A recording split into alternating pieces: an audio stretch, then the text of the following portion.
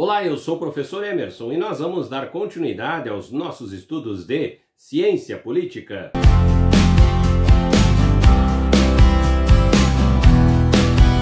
Prezados alunos, é um grande prazer estar aqui novamente com vocês e nós vamos então dar continuidade aos nossos estudos de ciência política. Hoje estaremos discutindo a temática John Rawls, a concepção política de pessoa, tradução de Dina de Abreu Azevedo e revisão de Álvaro de Vita. E a partir daqui, então, vamos observar as grandes contribuições que esse autor nos traz para a ciência política. Vamos então ao nosso primeiro slide. Primeiro, os cidadãos são livres no sentido de conceberem a si mesmos e aos outros como indivíduos que têm a faculdade moral de ter uma concepção do bem.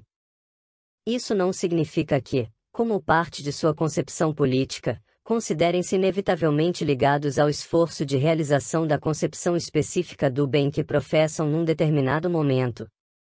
Enquanto cidadãos, são vistos, ao contrário, como capazes de rever e mudar essa concepção por motivos razoáveis e racionais, e podem fazê-lo se assim o desejarem. Enquanto pessoas livres, os cidadãos reivindicam o direito de considerar sua própria pessoa independente de qualquer concepção específica desse tipo ou do sistema de fins últimos associado a essa concepção. Dada sua capacidade moral de formular, revisar e procurar concretizar racionalmente uma concepção do bem, sua identidade pública de pessoa livre não é afetada por mudanças em sua concepção específica do bem ao longo do tempo. Aqui o texto aborda a liberdade dos cidadãos em relação à concepção de bem, destacando a capacidade moral de se conhecerem bem como indivíduos livres para desenvolver e rever suas próprias ideias sobre o que é considerado bom.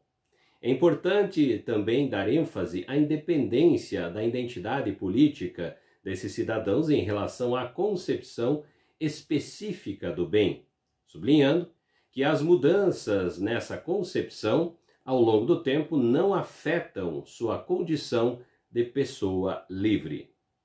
Vamos então ao nosso próximo slide. Quando os cidadãos se convertem a uma outra religião, por exemplo, ou não professam mais uma fé religiosa estabelecida, não deixam de ser, em questões de justiça política, as mesmas pessoas de antes. Não há perda alguma do que podemos chamar de sua identidade pública ou institucional, nem de sua identidade em termos de lei fundamental. Em geral, ainda conservam os mesmos direitos e deveres básicos, são donos da mesma propriedade e podem fazer as mesmas exigências de antes, exceto na medida em que essas exigências estiverem ligadas à sua filiação religiosa anterior. Podemos imaginar uma sociedade, a história oferece muitos exemplos, em que os direitos básicos e reivindicações reconhecidas de justiça dependem da filiação religiosa e da classe social. Uma sociedade assim tem uma concepção política diferente de pessoa. Ela não tem uma concepção de cidadania igual, pois esta anda de mãos dadas com a de uma sociedade democrática de cidadãos livres e iguais. Aqui o texto aborda a ideia de mudança de afiliação religiosa de cidadãos que deve alterar a política pública ou institucional em termos de justiça política. Destaca-se a persistência dos mesmos direitos, deveres e propriedade, ressaltando apenas as implicações específicas ligadas à afiliação religiosa anterior. O autor adverte sobre a sociedade em que os direitos e reivindicações de justiça dependem efetivamente da filiação religiosa e de classe social, destacando que tal abordagem difere de uma sociedade democrática de cidadãos livres e iguais. Vamos então ao nosso próximo slide. Há um segundo sentido de identidade especificado em referência aos objetivos e compromissos mais profundos dos cidadãos.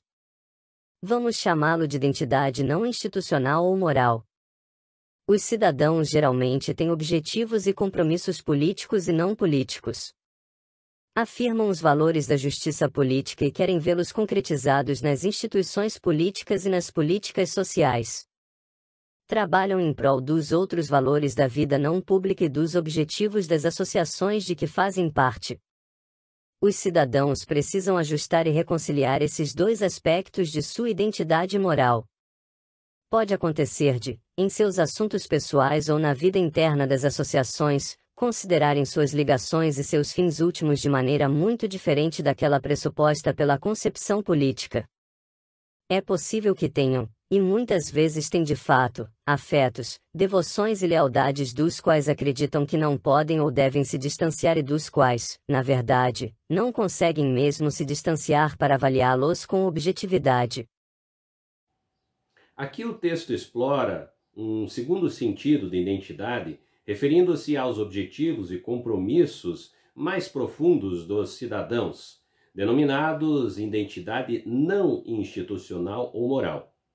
Destaca-se a dualidade da identidade dos cidadãos, que possuem objetivos tanto político quanto não políticos, abrangendo valores de justiça política e aspirações para além do âmbito público. O autor observa que os cidadãos precisam equilibrar e reconciliar esses dois aspectos de sua identidade moral, registrando suas ligações e fins últimos na esfera pessoal ou em associações que podem deferir concepções políticas. Vamos então ao nosso próximo slide. Um segundo aspecto em relação ao qual os cidadãos se veem como livres é que se consideram fontes auto-autenticadoras de reivindicações válidas. Isto é, consideram-se no direito de fazer reivindicações às suas instituições de modo a promover suas concepções do bem. Os cidadãos julgam que essas reivindicações têm um peso próprio, independentemente de derivarem de deveres e obrigações especificados por uma concepção política de justiça como, por exemplo, os deveres e obrigações que têm para com a sociedade. As reivindicações que os cidadãos consideram fundamentadas nos deveres e obrigações que têm por base sua concepção do bem, e na doutrina moral que professam em sua vida pessoal, também são, para nossos propósitos aqui, vistas como auto-autenticadoras. Numa concepção política de justiça de uma democracia constitucional, isso é razoável, pois, desde que as concepções do bem e as doutrinas morais endossadas pelos cidadãos sejam compatíveis com a concepção pública de justiça. O texto aborda as percepções dos cidadãos e de sua liberdade no sentido de serem autoidentificadoras e reivindicadoras válidas. Destaca-se a ideia de que os cidadãos declaram legitimamente fazer reivindicações às instituições em prol de suas concepções do bem, independente de derivarem de deveres e obrigações específicas por uma concepção política de justiça. A autonomia moral dos cidadãos é enfatizada, pois eles acreditam que suas reivindicações têm o peso próprio, fundamentadas em deveres e obrigações, vinculadas em suas concepções pessoais do bem e a doutrina moral que seguem. Vamos então ao nosso próximo slide. O terceiro aspecto pelo qual os cidadãos são vistos como livres diz respeito a serem percebidos como capazes de assumir responsabilidade por seus objetivos, e isso afeta a maneira de avaliar suas várias reivindicações.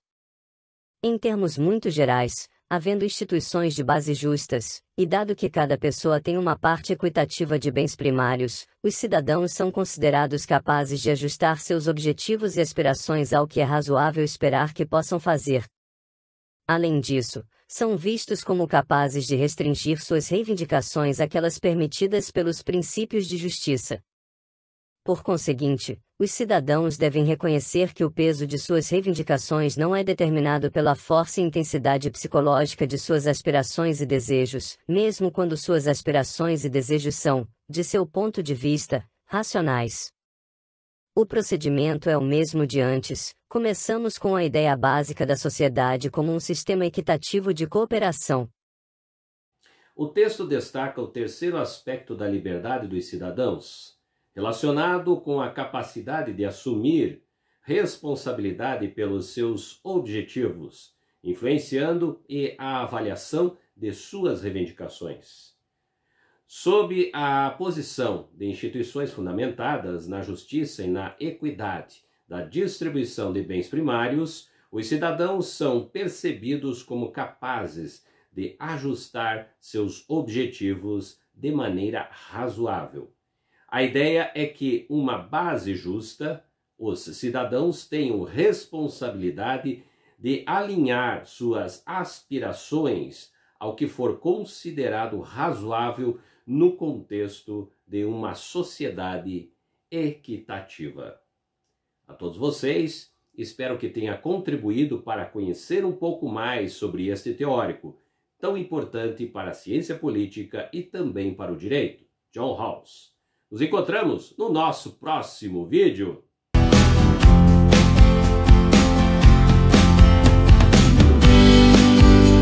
Se você gostou do vídeo, deixe seu like.